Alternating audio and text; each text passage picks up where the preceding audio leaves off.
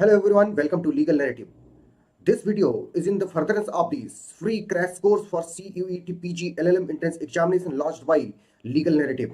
In this video, we will solve one subject at a time which is relevant for our CUET PG LLM entrance examination which is scheduled in the month of March 2025. So let's begin. बिल्कुल सही, सबका answer सही है। Part 3 में B is the right answer. Next question is fundamental rights are not given to. Fundamental rights किसको नहीं दिए गए हैं? एलियंस को नहीं दिए गए हैं, कि बैंकरप्ट पर्सन को नहीं दिए गए हैं, कि पॉलिटिकल सफरर को नहीं दिए गए हैं, person suffering from incurable disease से नहीं दिए गए हैं? बताओ बताओ। बिल्कुल सही, एलियंस को नहीं दिए गए, एलियंस को नहीं दिए गए। अगला क्वेश्चन हमारा, how many types of fundamental rights are provided by the constitution of India.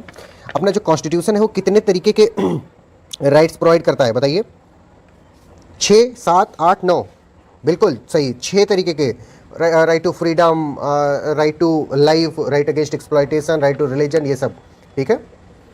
अगला क्वेश्चन हमारा, the part 3 of the constitution, Indian constitution includes the following articles. कौन कौन सा आर्टिकल को इंक्लूड करता है बताओ? 12 to 35, कि 36, कि 251, कि 14 to 29? बिल्कुल सही, C is the right answer. 12 to 35, C is the right answer. 12 to 35 जो अपना सॉरी जो part 3 of the constitution of India है वो आर्टिकल 12 से स्टार्ट होकर के, स्टेट की डेफिनेशन से स्टार्ट होकर के आर्टिकल 35 तक जाता है, ठीक है। अगला क्वेश्चन है हमारा, fundamental rights are, fundamental rights कैसे राइट्स हैं? They are justiciable, non justifiable, flexible, rigid. कैसे हैं? बिल्कुल जस्टिफाइबल हैं, जस्टिफाइबल हैं। Fundamental rights are justifiable. Next question, does a foreign citizen have fundamental rights under the Indian constitution? क्या कोई जो फॉरेन का नेशनल है, नागरिक है, उसके पास कोई फंडामेंटल राइट्स है इंडिया के अंदर? Yes, all fundamental rights are apply to all natural person. Yes, number B option, yes, all fundamental rights apply to all natural and juristic person. Number C, no fundamental rights only apply to Indian citizens. D, some fundamental rights apply to all person whereas others are restricted to citizen. बिल्कुल सही, D is the right answer. D is the right answer, सबका answer सही है। क्योंकि कुछ fundamental rights हैं जो सिर्फ इंडियन सिटीजन्स को दिए गए हैं, लेकिन जो और सारे फंडामेंटल राइट्स हैं जैसे राइट टू लाइफ वगैरह, ये सबको दिए गए हैं इररेस्पेक्टिव ऑफ देयर सिटीजनशिप। वो फॉरेन नेशनल्स को भी दिए गए हैं उतने ही शिद्दत के साथ जितने शिद्दत के साथ वो इंडियन सिटीजन्स को दिए गए हैं, ठीक है। अगला question, when was Magna Carta granted in India? Magna Carta जो part 3 of the Indian constitution है उसको भी मैग्ना कार्टा कहा जाता है। मैग्ना कार्टा क्यों कहा जाता है? क्योंकि जब ईयर 1215 एडी में सबसे पहले ब्रिटेन में मैग्ना कार्टा मतलब लोगों को पहली बार राइट देने का काम किया गया। कब? 1215 में। किसके द्वारा? मैग्ना कार्टा के द्वारा। और अपना जो कॉन्स्टिट्यूशन है उसका पार्ट 3 क्या देने का काम करता है? राइट देने का काम करता है, फंडामेंटल राइट्स देने का काम करता है, इनवायोलेबल राइट देने का काम करता है, ठीक है। इसलिए इसको मैग्ना कार्टा से कंपेयर करते हैं। तो कब आया Magna carta? D is the right answer, 1215। Next question, next question is, who is the guardian of fundamental rights enumerated in the Indian constitution? Indian constitution में फंडामेंटल राइट का guardian कौन है? सुप्रीम कोर्ट है, parliament है, constitution है, president है? बताइए। बिल्कुल सही, सबका सही है। With in the meaning of section 32 article 32 of the constitution of India, supreme court is the guardian of the fundamental rights, ठीक है। फंडामेंटल राइट्स को प्रोटेक्ट करने का काम कौन करता है? सुप्रीम कोर्ट करता है। किस आर्टिकल में? 32 में, ठीक है। अगला क्वेश्चन, द इंडियन कॉन्स्टिट्यूशन क्या है? Fundamental rights and fundamental duties are enumerated. Number B, fundamental rights alone are enumerated. Number C, fundamental duties are not enumerated. Number D, fundamental duties alone are enumerated. Indian constitution में क्या है? बिल्कुल सही, fundamental rights and fundamental duties are enumerated. Fundamental rights किसमें है? तो fundamental rights part 3 में है, और फंडामेंटल ड्यूटीज किसमें है? पार्ट 4 कैपिटल ए में है, आर्टिकल 51 कैपिटल ए में, ठीक है। इसी को कोई सा किस चीज में? 42nd अमेंडमेंट एक्ट के द्वारा इसको ऐड किया गया था। तब उस समय इनिशियली इसमें 10 फंडामेंटल ड्यूटीज थे, लेकिन एक फंडामेंटल ड्यूटी को 86 कॉन्स्टिट्यूशनल अमेंडमेंट एक्ट के द्वारा ऐड किया गया, और अभी हमारे पास कितनी फंडामेंटल ड्यूटी है? 11, ठीक है। अगला question, which part of the constitution is called Magna carta of India? अभी मैंने आपको पिछले उसमें बताया कि सब ईयर 1215 में पहली बार राइट देने का काम किया गया। किस एक्ट के द्वारा? मैग्ना कार्टा एक्ट के द्वारा।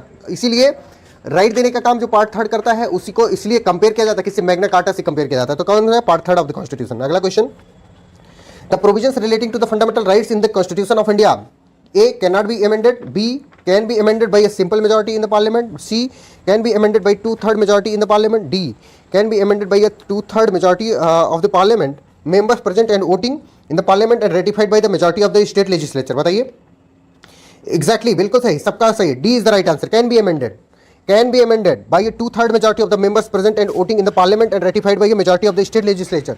क्यों? क्योंकि ये फेडरल स्ट्रक्चर को वो करने का काम करते हैं, ठीक है, इसलिए इसमें हमको किसकी सहमति जरूरी है? स्टेट लेजिस्लेचर्स की सहमति भी जरूरी है।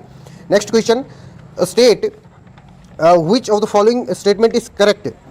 कौन सा स्टेटमेंट करेक्ट है? The American doctrine of waiver of fundamental rights is part of the Indian constitution. नहीं, इंडिया में अपने फंडामेंटल राइट्स को वेव करने का कोई राइट किसी के भी पास नहीं है। Next question, next option is no person can waive his fundamental rights under the Indian constitution as they are sacrosanct and no individual can think of tinker with them.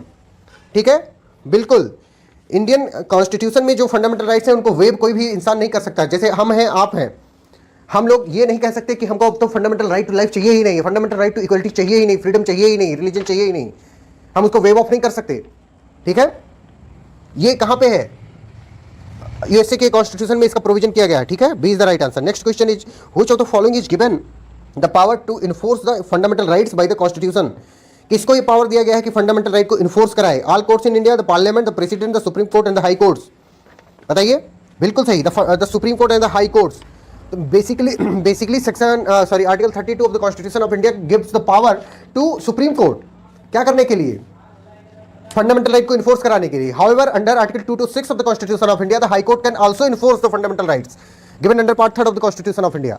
Okay, तो supreme court और high court दोनों क्या है? Guardian of the fundamental rights है। However main guardian of the fundamental right is who? It's supreme court. ठीक है, अगला question, the granting of fundamental rights to citizens aim at ensuring, जो fundamental right grant किया गया है किसको? Individuals को, सिटीजन्स को, वो क्या क्या किस चीज को इंश्योर करता है? सोशलिस्ट गवर्नमेंट को इंश्योर करता है कि इंडिविजुअल लिबर्टी की, इंडिपेंडेंस ऑफ जुडिशरी की, नन ऑफ देम। बिल्कुल सही, सबका आंसर सही है। इंडिविजुअल लिबर्टी को वो करता है, इन्फोर्स करता है, एम करता है, उसको इंश्योर करने का काम करता है। अगला question, which of the following case is known as fundamental right case? Fundamental right case किस केस को कहा जाता है? एक चीज आपको चिल्ला चिल्ला के बताई गई है राजीव रंजन जी के द्वारा। कॉन्स्टिट्यूशन जब वो पढ़ा रहे थे तो उन्होंने हेबियस कॉर्पस का केस या एडीएम जबलपुर का केस बताया था कि नहीं बताया था? लेकिन वो इसमें आंसर सही नहीं होगा, मुझे पता था आप लोग यही मार कर मतलब सोच रहे होगे। केशवानंद भारती केस को फंडामेंटल राइट केस कहते हैं। किस केस को?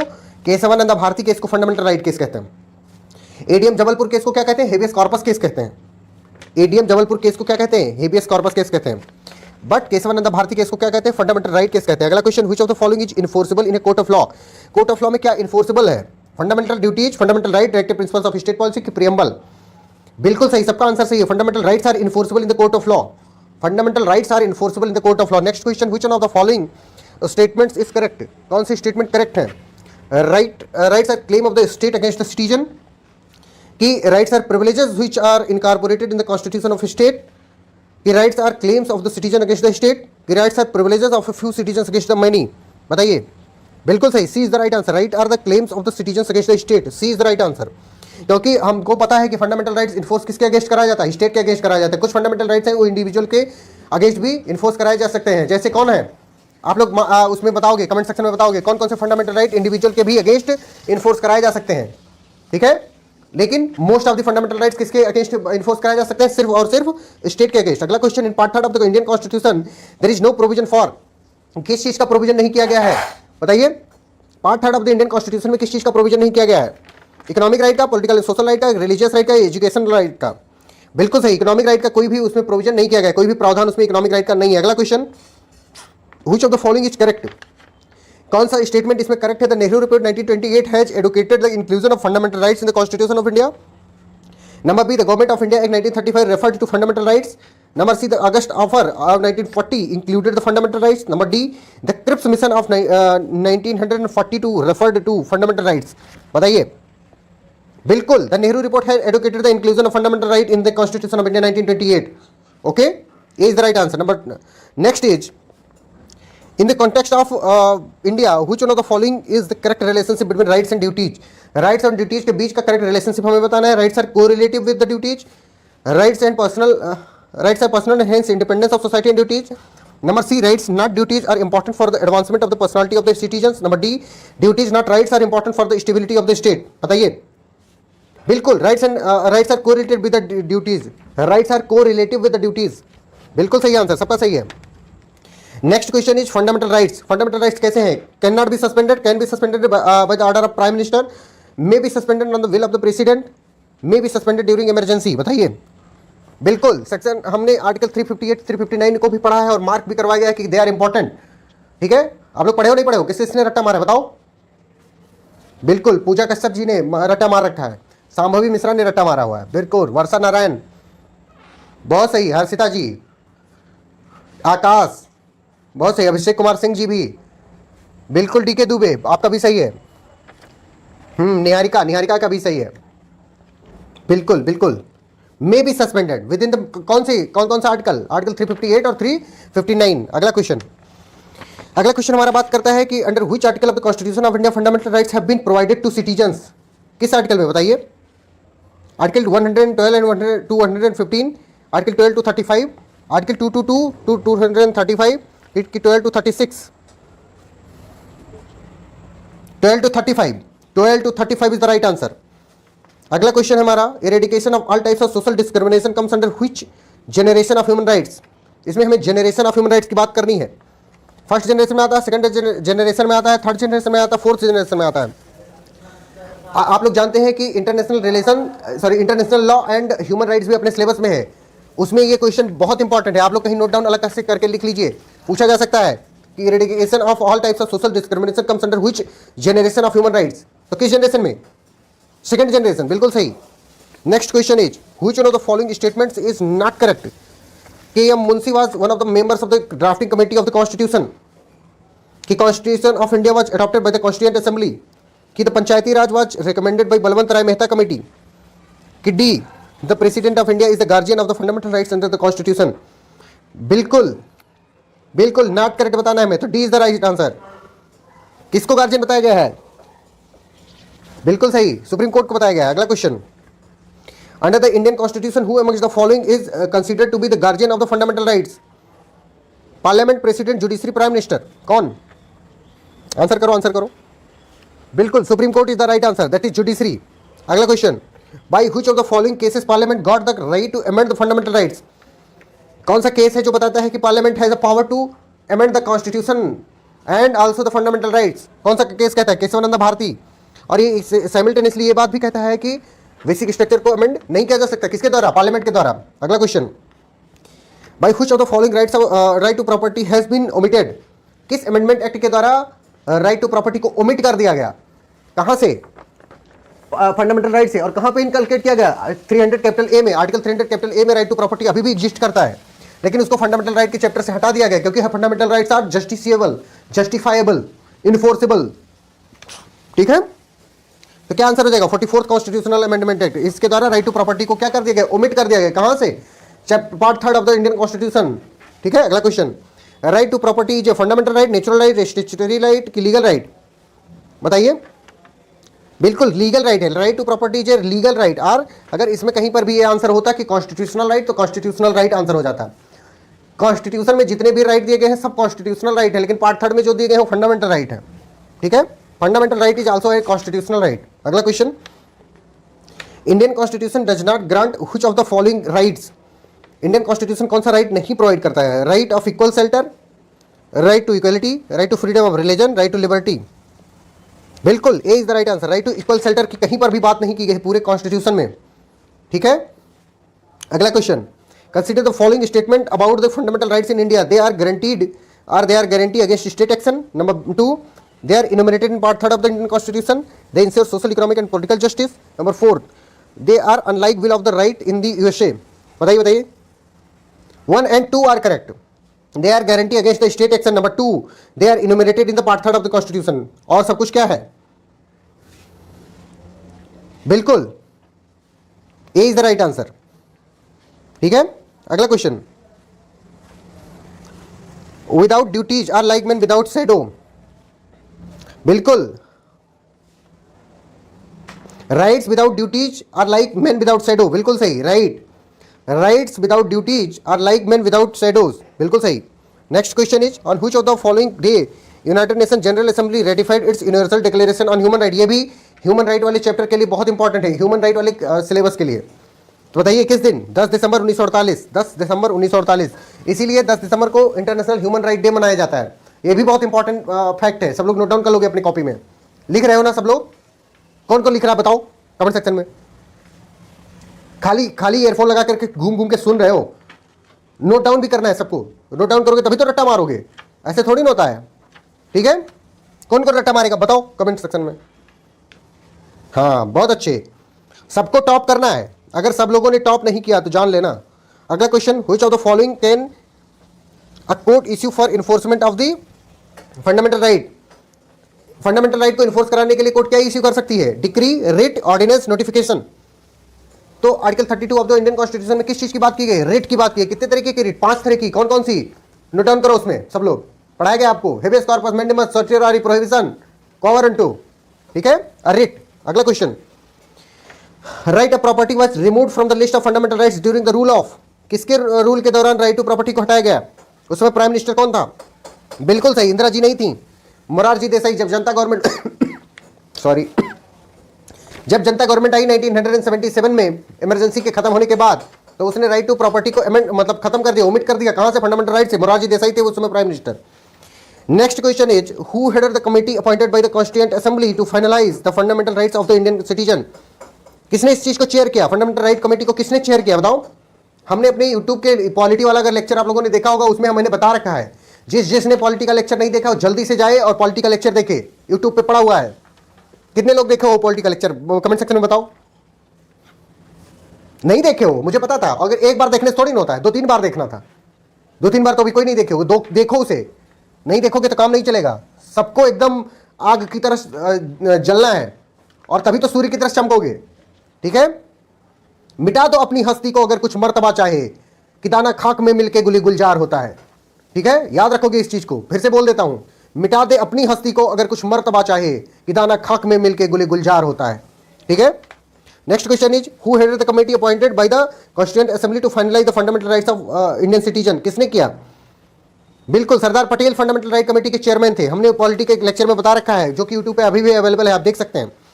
According to the National Human Right Commission NHRC act 1993, who amongst the following can be its chairman? इसका चेयरमैन कौन हो सकता है? Only the retired chief justice of the supreme court. However इस समय कौन है? जस्टिस अरुण मिश्रा जी हैं। ठीक है, और जस्टिस अरुण मिश्रा जी कभी भी सुप्रीम कोर्ट के चीफ जस्टिस नहीं रहे। इसका मतलब इस रूल को डाइल्यूट कर दिया गया है। ठीक है, अगला question, which case is related to fundamental rights? Fundamental right से कौन सा केस रिलेटेड है बताओ? आंसर करो जल्दी से सब लोग, शर्मा कह रहे हो? बिल्कुल, Golaknath versus state of Punjab 1967। इसमें बोला गया था कि फंडामेंटल राइट को अमेंड नहीं किया जा सकता। ठीक है, फंडामेंटल राइट को अमेंड नहीं किया जा सकता। Golaknath versus state of Punjab. और फिर आया क्या, कौन सा? Kesavananda Bharati versus state of Kerala. उसमें बोला गया कि parliament has every power to amend the fundamental rights also, और for that matter any part of the constitution of India except basic structure of the constitution. और बेसिक स्ट्रक्चर होता क्या है इसको कहीं नहीं बताया। उसने कहा नहीं बताएंगे, गुस्सा हो गया हो। ठीक है, और कहा कि वी विल प्रोवाइड। कौन प्रोवाइड करेगा? Supreme court will provide the functions or the parts or the provisions which constitute the basic structure on the basis of case to case basis. Case to case basis पर supreme court के द्वारा बताया जाएगा कि कौन सा provision, कौन सा पार्ट बेसिक स्ट्रक्चर को बेसिक स्ट्रक्चर बनाता है। ठीक है, कौन से केस में बोला गया? Kesavananda Bharati versus state of Kerala 1973। अगला question, originally how many fundamental rights had in our constitution? Originally कितने फंडामेंटल राइट थे अपने में? बिल्कुल 7 थे। अभी राइट टू प्रॉपर्टी को हटा दिया गया है, पहले राइट टू प्रॉपर्टी भी था।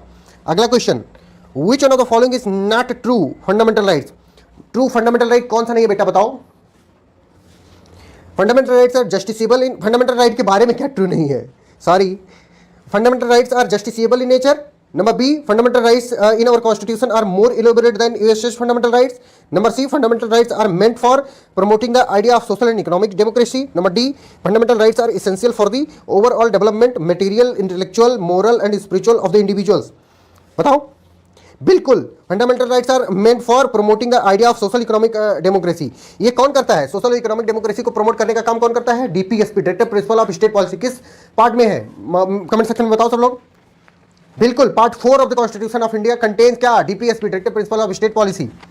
ठीक है, नीति निर्देशक तत्वों को कौन अंतर्निहित करता है, पार्ट 4 करता है। अगला question, in which of the fundamental rights jurisdiction, which of the following is true regarding supreme court jurisdiction, जो सुप्रीम कोर्ट के ज्यूरिसडिक्शन के बारे में कौन चीज सही है बेटा बताओ। Supreme Court is an original and exclusive jurisdiction. Supreme Court is the original but not exclusive jurisdiction. Supreme Court is not original but exclusive jurisdiction. Is Supreme Court is not original as well as exclusive jurisdiction? बताओ। बिल्कुल 32 में उसको original jurisdiction तो दिया गया। अगर आपका fundamental right violet हो जाता है तो आप क्या करोगे, डायरेक्ट कहाँ जा सकते हो, सुप्रीम कोर्ट जा सकते हो। लेकिन ये एक्सक्लूसिव नहीं है, आप कहाँ भी और भी जा सकते हो, आप हाई कोर्ट जा सकते हो। किस आर्टिकल में, article 226 of the constitution of India. ठीक है, तो B is the right answer. सब लोगों ने बहुत अच्छा परफॉर्म किया, मुझे बहुत मजा आया सब लोगों के साथ क्वेश्चन को सॉल्व करते में। ठीक है, और आप लोग जा करके खाना वाना खाओगे, सब लोग पानी वानी पीते रहोगे। ठीक है, खाना वाना खाओगे ना सब लोग अच्छे से, और सब लोग खूब अच्छे से मेहनत करके पढ़ाई करते रहोगे। ठीक है, गुड नाइट एवरीबॉडी। ठीक है, bye bye, good night, take care, God bless you मेरे बच्चे, बाय बाय।